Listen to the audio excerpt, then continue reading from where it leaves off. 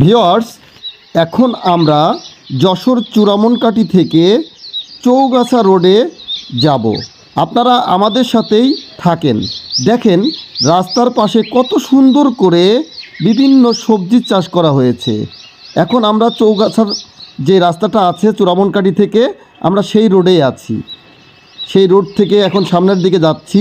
সামনেই আব্দুলপুর বাজার, তারপরে বিজ্ঞান ও প্রযুক্তি বিশ্ববিদ্যালয়, তারপরে চৌগাছা।